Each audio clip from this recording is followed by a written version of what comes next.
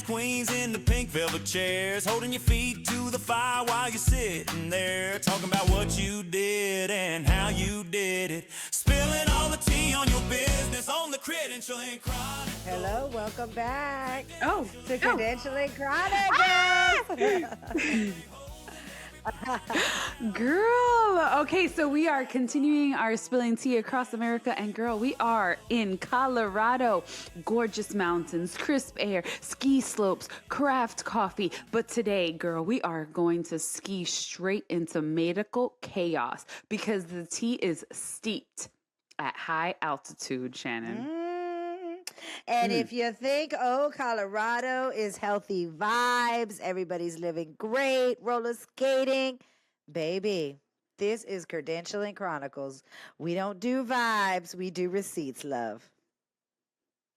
Yes, receipts like, oh, you know, an anesthesiologist accused of playing music bingo while a patient's oxygen dropped.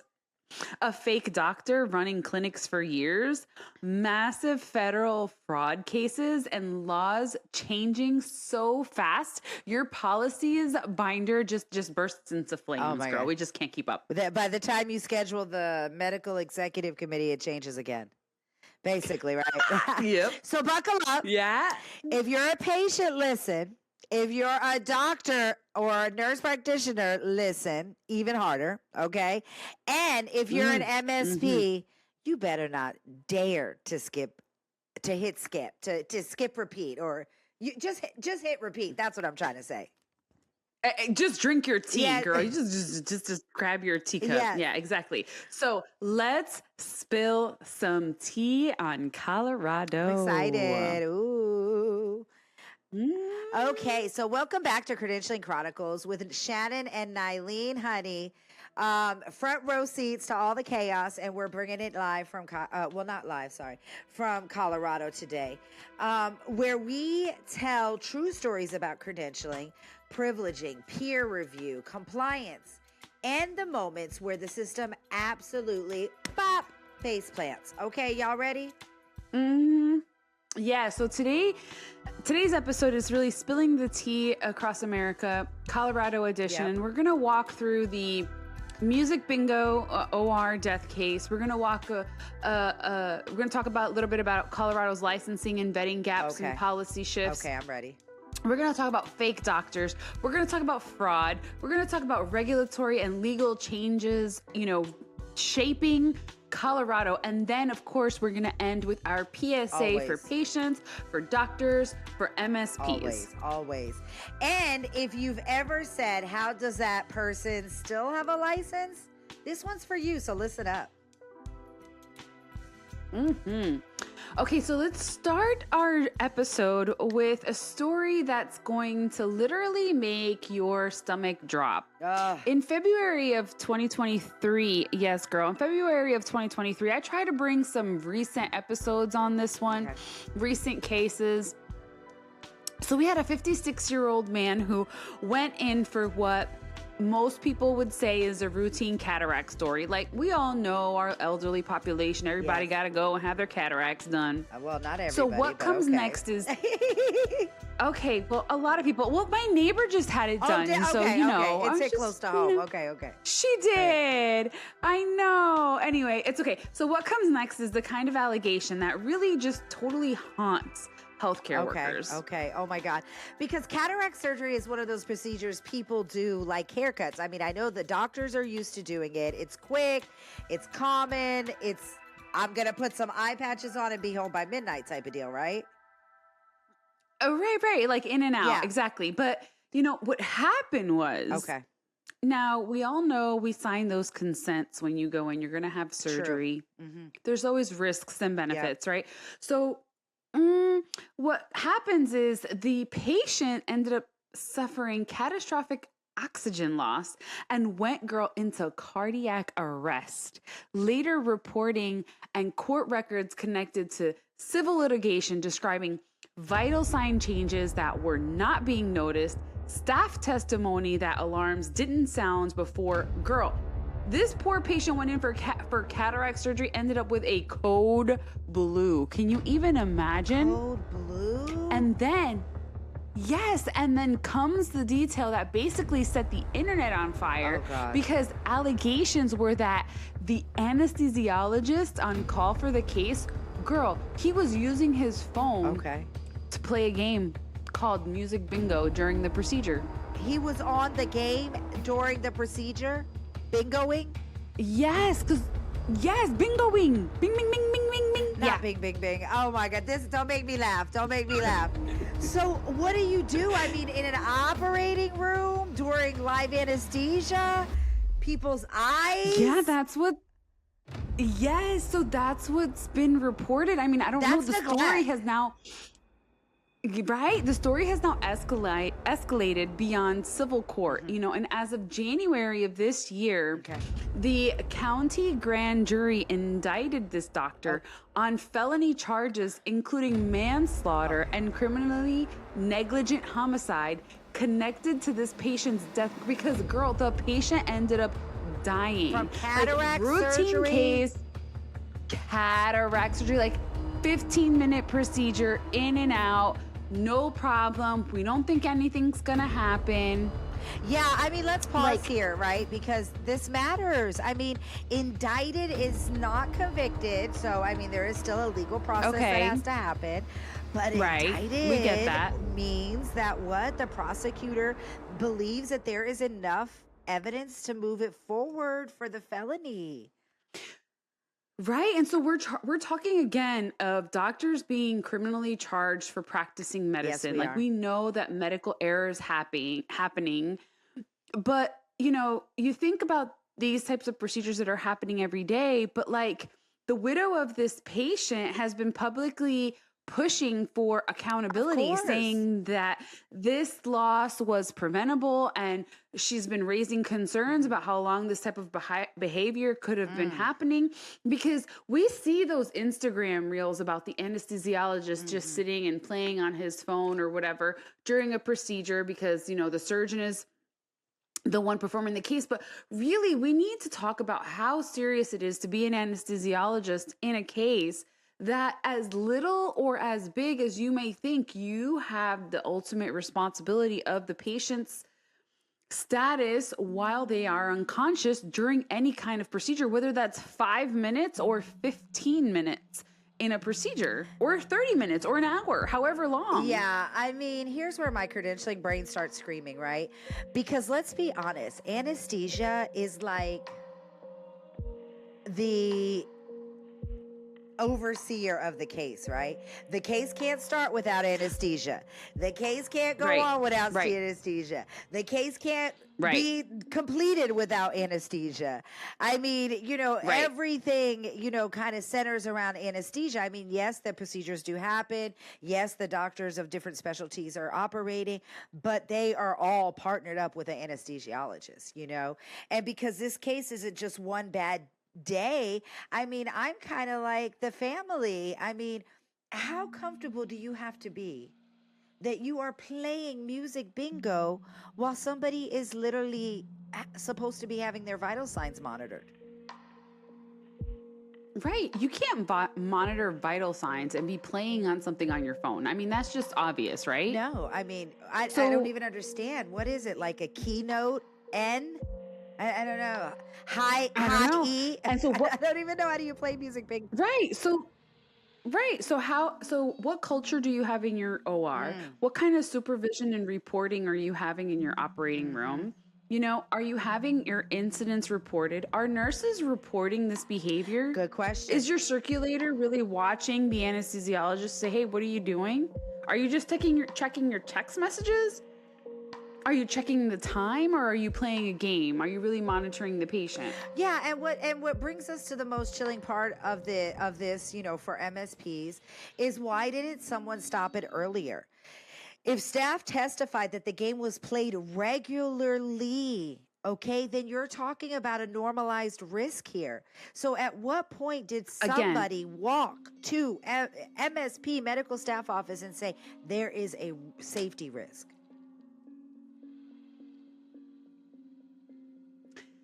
That's terrifying, Shannen. Terrifying that nobody's talking. That's literally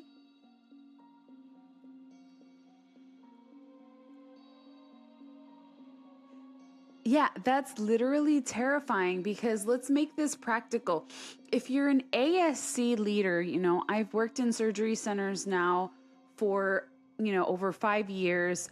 I've seen the small cases turn into a big deal. But if you're an ASC leader or you're an MSP, this is your nightmare checklist. Distraction policy, you know, in procedural areas, what are you doing? Cell phone enforcement. Anonymous reporting that staff actually trusts. You know, I do make it a point, and I have made it my personal mission to train on ASC compliance and the importance of credentialing and privileging and risk management, because the bottom dollar does matter. And unfortunately, at surgery centers, we think they're, you know, minimal risk, they're ASA level 1 and 2, so the patients aren't, they have a lower ASA level, you know, but are you really monitoring? Is there quality review triggers? Is there unexpected hypoxia? Is there a delayed rescue? Is there anesthesia documentation anomalies? Like, are privilege reviews even being done? Do we monitor professionalism and safety behaviors? Not just case counts in a surgery center. Sometimes, you know, we just get comfortable that the same person is doing the same thing over and over and over again, but those patients are just as much at risk. A 5-minute procedure has the risk of death just as much as a 40, 60, 80-minute procedure, 12-hour procedure. Yes or no? 100%, yes. Yeah, I mean, you know, just because you have a provider with a perfect CV and you know, they can still have practice patterns that are unsafe. I mean, that are called to question, that, you know, I don't know. I just feel like if I was in an OR and I seen the anesthesiologist playing like a game on the cell phone, and that was my parent, my child, my spouse there, like I feel like my grandpa. Yeah, I feel like I would report. Yeah. And so the thing is we don't want to wait for a catastrophe to happen to then have to report on this physician. Exactly. So girl, you know, I had to do my investigations. I had to do my investigations. Yes, tell me. So I looked up this doctor, and I know we can't say doctors' names because we don't want to say anything, but I had to look up this doctor, and I looked up his license. Turns up, you know, thanks to Baton, I was able to go ahead and put in this doctor's information. Okay. And girl. Oh my God, I'm scared. I'm scared. I'm scared. I'm scared. So let's talk about his license in Colorado, which is the state we're talking about, is currently inactive. But guess what? Tell me. He actually does have a license to practice in Oregon. But the license says currently he is quote unquote retired. Okay.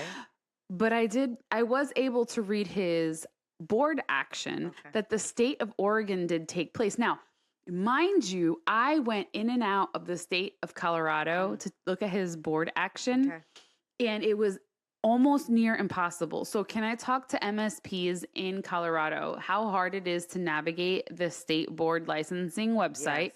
I don't work in Colorado. I've never been an MSP in Colorado, but I don't like your board licensing website. Y'all should make it a lot more transparent for us to be able to get this information. And patience. Anyway, Oregon.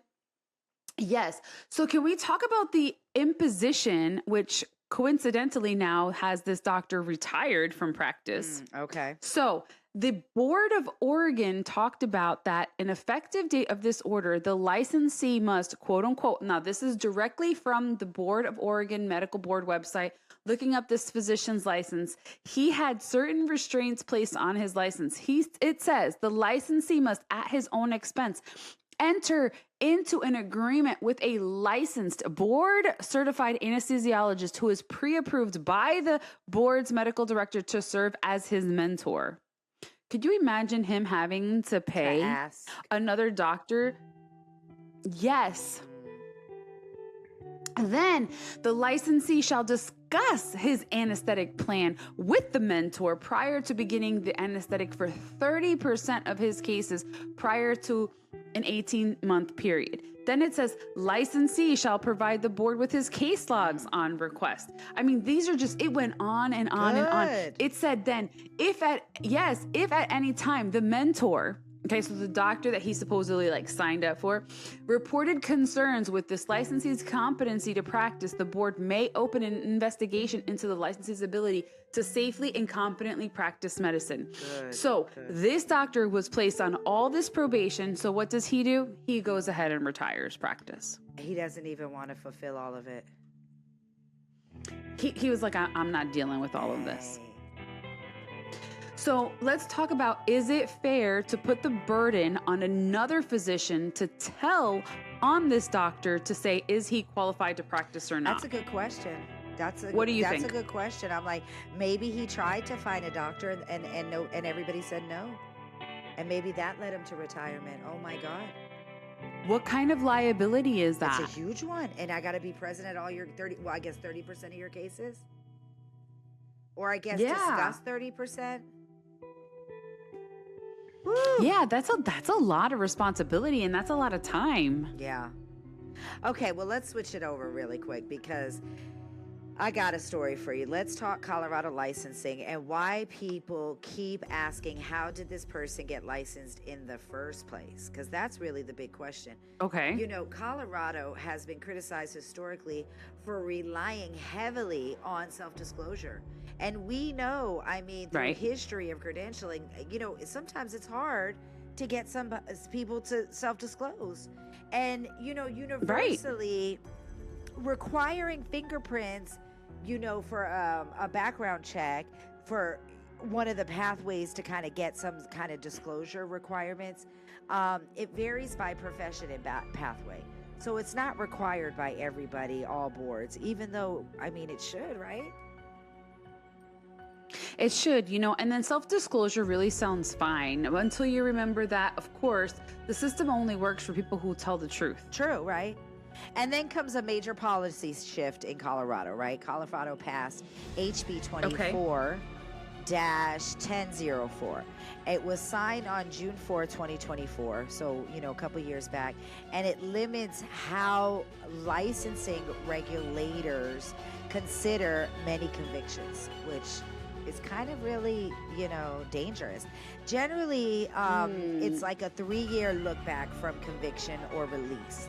Wait, only 3 years? Girl, only 3 years. 3 years. Y'all, the state of Colorado, okay, is only looking back 3 years. So again, it's important while you guys are doing your own background checks that you're collecting 5 to 10 years, you know? But yeah, I mean, with the exceptions if directly related, of course, right? And it creates this process for people to petition for determination. And so, you know, if you, it just seems like it's a mess. What is your take on it? Yeah, so on one you know, like one way of looking at it, right? So on one hand, we've got workforce access, we've got second chances, we've got 3 years. Yep. Patients are going to hear 3 years and go, wait, what? Yeah, and MSPs hear it, and what do they say? Cool, so my facility background checks and continuous monitorings, you know, it better be really solid at that point, because licensure alone may not tell you all the whole story. And it just seems like more and more they don't want to tell the whole story. So if you're listening, like, what does that mean for me? Well, here's what it means. It means licensing rules does not equal credentialing standards. What is your facility holding? What is your facility standards holding to? Are you really truly doing best practices? I mean, I'm at a facility now. They've never done background checks on doctors. Never. Are we doing background checks on doctors?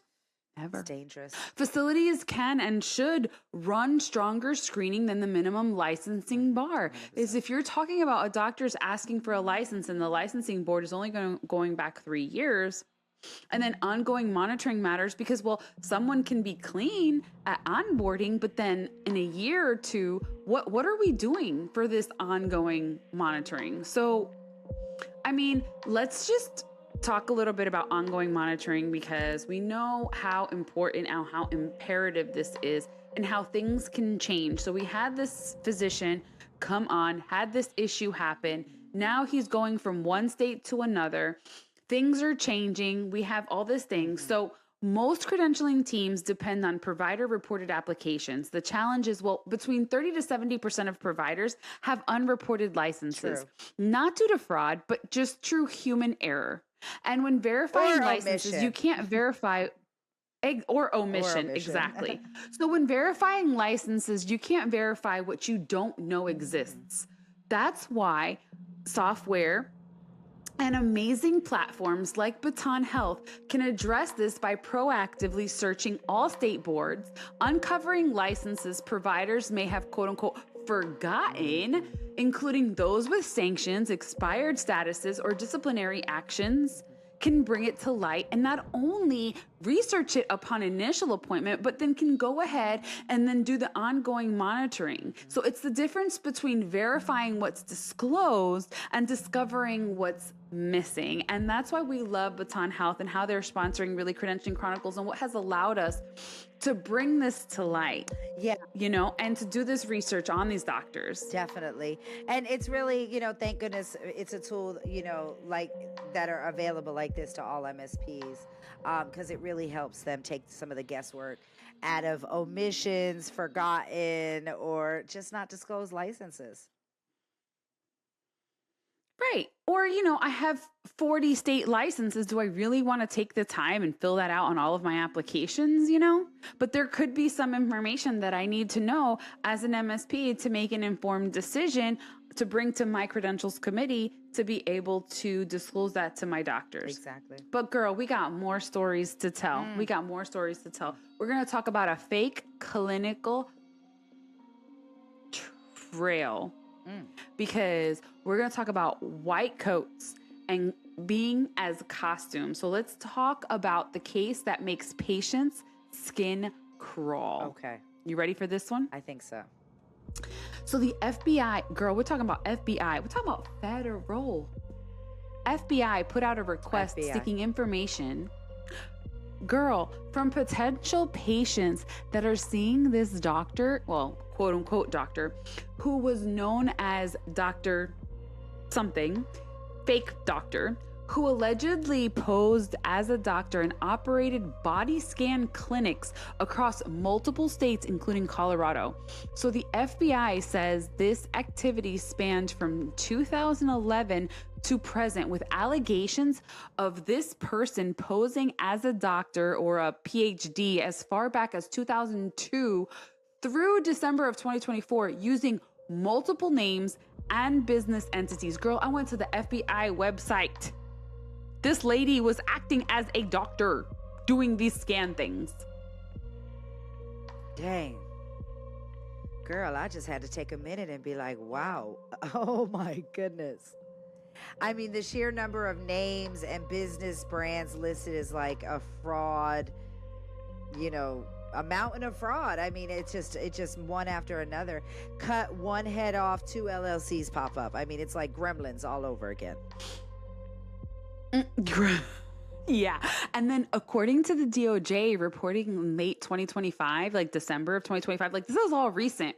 This doctor, not doctor, fake doctor, I guess you would say, pleaded guilty to conspiracy counts tied to fraud and FDA-related violations in connection with this quote-unquote clinic business. This lady was running a whole scheme of stuff. I mean, I don't understand. And here's what patients learn the hard way, right? A clinic can look legit, have a clean lobby, have an ADA parking, in the front, soothing music, a confident provider, maybe a front office person. And you guys, it can still be a scheme. It can still be a scan. It can still be a fraud. Yes. And here's the MSP's nightmare. When something is structured outside of like traditional insurance networks or like marketed as a screening or a wellness visit, people really drop their guard because those things aren't necessarily as regulated as like, oh, I'm going to go see my PCP or, Yeah. So what should patients do, Shannen? Yeah, I'm like everything, set a Google alert, is number one, right? Verify the licensing board. It just goes on and on.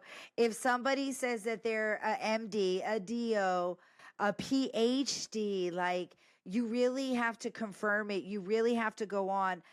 If they're board certified, you could go on and check board certifications. I mean, you really just have to be number one, I guess, to say like cautious of miracle claims, like we detect and cure cancer within 90 days, and if there's no mainstream evidence about that, you really have to ask yourself who oversees this clinic. What's your doctor's medical license number? Where is the studies that show this? I mean, those things are important. Yeah, because trust me is not a credential. No.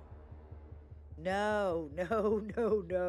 I mean, it's only something that should make you dig deeper at this point in our realization. So Colorado's got fake doctors, has got a shortened background situation. Girl, the fraud just keeps going. We got Medicare Advantage to genetic testing happening in Colorado. So we pivot from clinical tragedy to like financial harm, because fraud doesn't just steal money, it really truly reshapes healthcare. So we've got a massive healthcare facility who just settled for $556 million. Oh my goodness. 556. January 2026. Yes, January 2026, the DOJ announced a $556 million settlement to resolve a False Claims Act allegation involving this big healthcare entity's affiliates, okay? Including a certain type of health plan in Colorado, okay? Allegations included pressuring providers to add diagnoses, okay, not just one, multiple, after visits via an addendum to go ahead and drive these Medicare Advantage plans risk-adjusted payments tied to like look back periods of 2009 to 2018. I mean, that's just unbelievable. I mean, seriously, translations, if diagnoses are mined and added without being addressed in the visit, without being put on the patient's chart, you're not just playing with codes. I mean, you're playing with federal dollars. I mean, you literally are walking into scam zone. And it matters because Medicare Advantage is huge. Now, I am not a huge fan of Medicare Advantage. We hear all the doctors complaining because they are literally the epitome of fraud. They steal Medicare dollars. They steal Medicare dollars from doctors. I've said it a million times. They steal, they limit, to me, in my opinion, this is 100% my opinion, they limit the care that patients are able to get. But anyway, the risk adjustment accuracy is supposed to reflect real patient complexity and not corporate targets. Yes. So we want to make sure that what we're documenting when we see a patient is accurately what the physician has done with the patient. We can't like lie about that stuff. Yeah, it's not making it up. I mean, truly, if you're an MSP, this is your reminder that you have to be a person that scrutinizes everything, right? It's just crazy, like Nyleen, over and over again, right? Because I mean, in 2024, I believe the Department of Justice charged 7 individuals in a scheme alleging over $40 million. It wasn't as big as your scheme. I mean, but it was a scheme nonetheless. But again, it was in Medicare, Colorado Medicaid fraud tied to medically unnecessary genetic testing. And guess what? Illegal kickbacks. I mean, same thing that we see with so many other things with COVID. I mean, it's just, they find a little loophole and they just go through it. And so if you're, an MSP, you have to look at the lab relationships, the marketing arrangements, too good to be true testing volume spikes. And I guess more than anything, the medical necessity documentation should always be there to support the claim. Yes. And there's all these different like companies that have come up and like have allowed this fraud and genetic testing and devices and all this stuff. So what happens is patients hear this word like device or new technology or testing and they think science. Oh, sorry. So fraudsters hear device and they think like, oh, recurrent billing or a new device, or we're going to get more reimbursement. Yeah. And compliance people hear DME and start sweating immediately.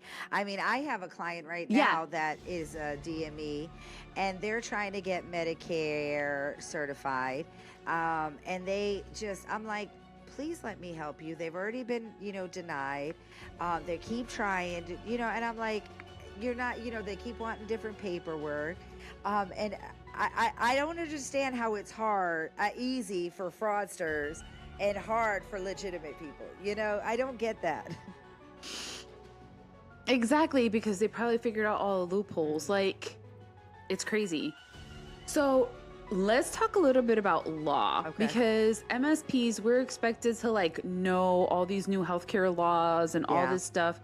And Lord knows we should all have a healthcare law degree. I think it should come with like, if I get into the MSP world, I should be like ordained by healthcare law rules. So the way that since we're spilling the tea on Colorado, all those laws, y'all really should. Okay.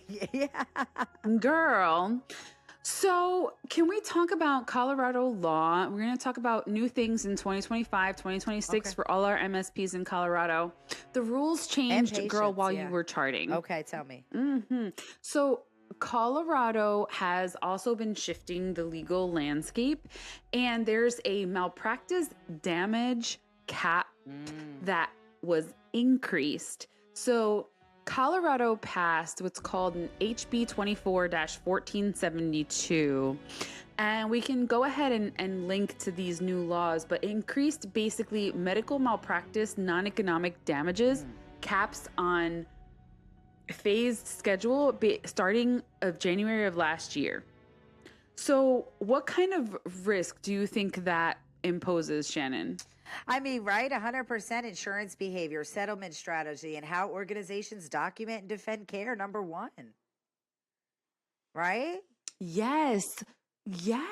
So then on top of that change of malpractice limits, you're talking about non-compete restrictions. So now doctors' practice is also changed. So Colorado's SB 25-083 went ahead and tightened restrictions on non-competes for healthcare providers, which went into effect August of 2025, meaning mobility changes, recruitment changes, credentialing departments that are going to see faster turnover, and then rapid onboarding cycles. So you've got all of this stuff happening in the last 6 months in Colorado, and it's just like doctors have to be on point. How many doctors really follow healthcare law or malpractice limits? They're relying on their office managers or their insurance agents to keep them on top. So doctors, look up these laws, SB 25-083, look up HB 24-1472. Look up what your malpractice limits are.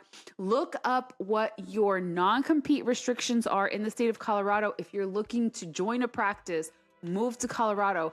We need you guys to research this before you sign up and get privileges and look at practices in Colorado, because these are active laws that are changing and can affect directly how you practice in the state of Colorado. Yeah, definitely. Yeah, I mean, even that, let's talk about, the gender affirming care pause for minors. I mean, that's a huge thing. No. It's going all over, Yes. Early 2026. So, I mean, this year, reporting confirmed that Children's Hospital of Colorado and Denver Health, Nyleen, suspended certain gender affirming medications for patients under 18. Amid federal actions and funding threats. Lawsuits and legal challenges have been followed, from people in the state of Colorado. But I mean, truly, right? Whenever someone's politics are, from an operation standpoint, regulatory pressure equals what? Service disruption, patient continuation, risk and documentation and consent. I mean, it just changes so much. So it's like, as these laws are changing, medical staff professionals have to keep up, and really patients have to be informed as well. Not only that, I mean, what about peer review? What about DOPs? All of this stuff was changing so fast. So how are our MSPs keeping up with changing your DOPs accordingly, saying, hey, what's allowed, what isn't allowed? What are we doing to keep up with all of this infrastructure? And not only that, keeping our doctors safe so that they are not practicing, number one, outside of their scope, practicing safely, and then that they are protected under whatever it is that they choose to do. I mean, this whole gender affirming care is such a hot topic right now. So many states. I mean, and I know you're living in Washington right now, and I think that you see it a lot more than somewhere as conservative as where I live, which is, Georgia. We don't even talk about that. I mean, we keep women alive with babies inside of them. So it's like, it's so dynamic. And so these are all the things that MSPs and physicians are having to deal with, on top of trying to practice safe and trying to follow federal and state regulations.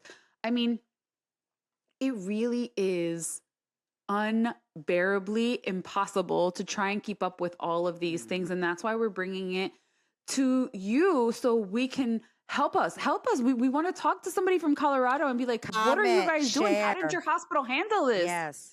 Yes. I mean, yeah. I mean, please let us know, because we want to know. I mean, we're not in Colorado, so we need your help. We don't know exactly. And so PSA, we're talking about doctors, MSPs. I know we've talked about this. We've brought all these crazy stories. We've spilled the tea. But I mean, doctors, really listen. Your license is not just a document. It's a promise. No distractions in procedural care. Please, if you're an anesthesiologist, please pay attention to your vitals. Don't get comfortable. Don't get comfortable. Things can happen. It's going to look really bad in court if we're going to say, we're going to subpoena your phone records and say you were playing music bingo. Yeah. Document, and then also physicians, document what you actually assessed and managed. Risk adjustment coding must reflect reality. What did y'all actually treat? What did we see the patient for? If you see an unsafe culture, report it. Everyone does it, is how disasters become routine. Whoa.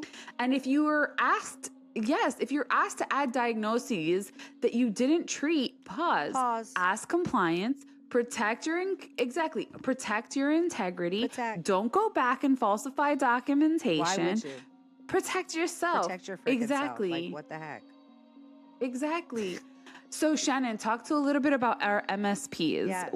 What PSA are we going to give our fellow MSPs? But I'm just saying, again, like, if somebody's asking you to do so, I mean, come on, like, protect yourself. Right? Like, that's not hard, MSPs, you ready for your battle plan? Oh my. Don't worship paper. Number one, okay? Like, that's it. Don't not worship paper. A clean CV doesn't equal safe practice, okay? Make sure it's in month, year to month, year format. I love saying that. I've said that my whole career. I love it. You got to strengthen queries. You got to strengthen monitoring, your MPDBs, your sanctions, board actions, your consistent red flag review. And then, of course, we're monitoring all states that the provider is active in. So, they might be doing great in Colorado, but they might be up in Oregon acting a fool. So if the provider has Nyleen's face. So if the provider has an active license, it's okay. We only, monitor ours. No, monitor them all. build behavior triggers into your reappointments and into your OPPE, FPPE process. So if this behavior happens, it flags this process to automatically happen.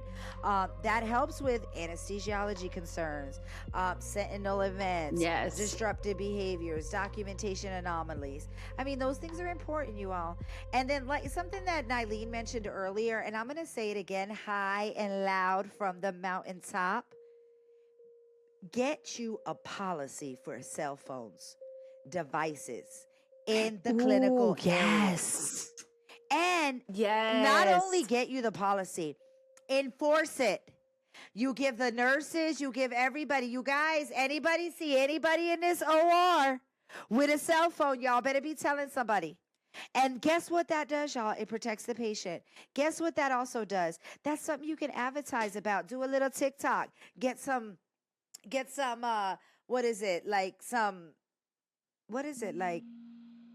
so your hospital is known for doing things that protect the patient. That's what I was trying to say. For compliance.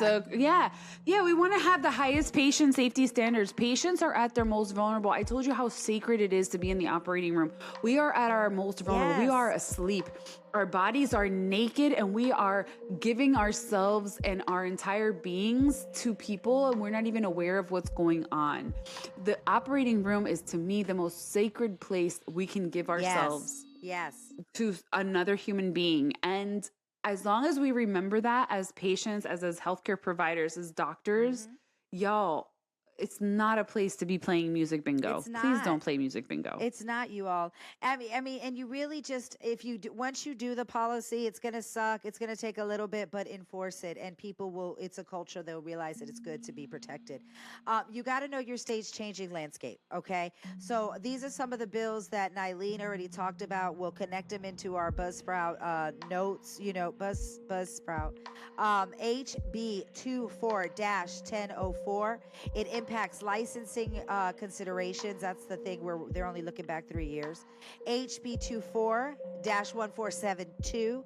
I mean, do I sound like a paralegal? Because HB 1472. I'm just saying. CBS News, if you're looking for somebody.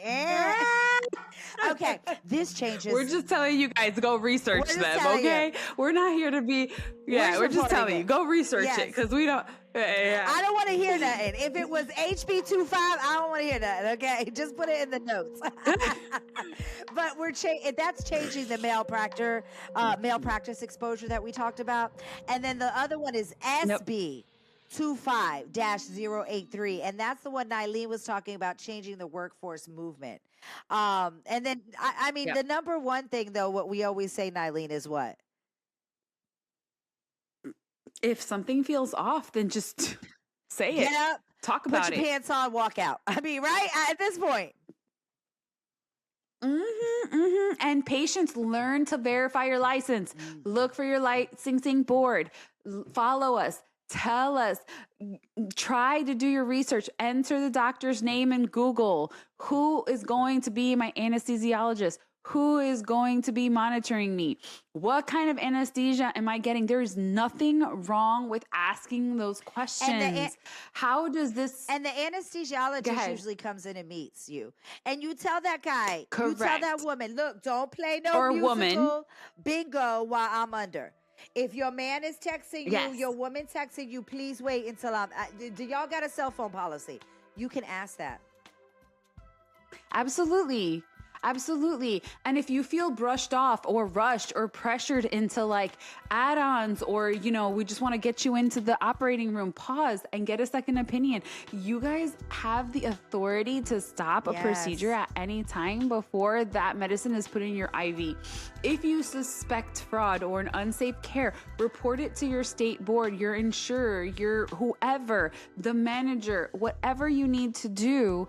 Please ensure that you are protecting yourself always above anything else. You deserve safe care, you deserve truth, and you deserve systems, hospitals, and providers that don't wait until someone dies to take concerns seriously. So take your care serious.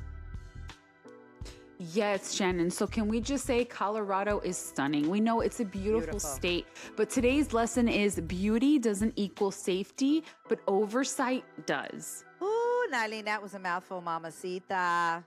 And we'll be back next week, right? Too much tea. Spilling the tea state by state. And if you are one of our Colorado representatives and would like to sit down and have a real chat about what you guys are actually going through in Colorado, DM us because, honey, we can't wait to talk to you. Yes. Yes.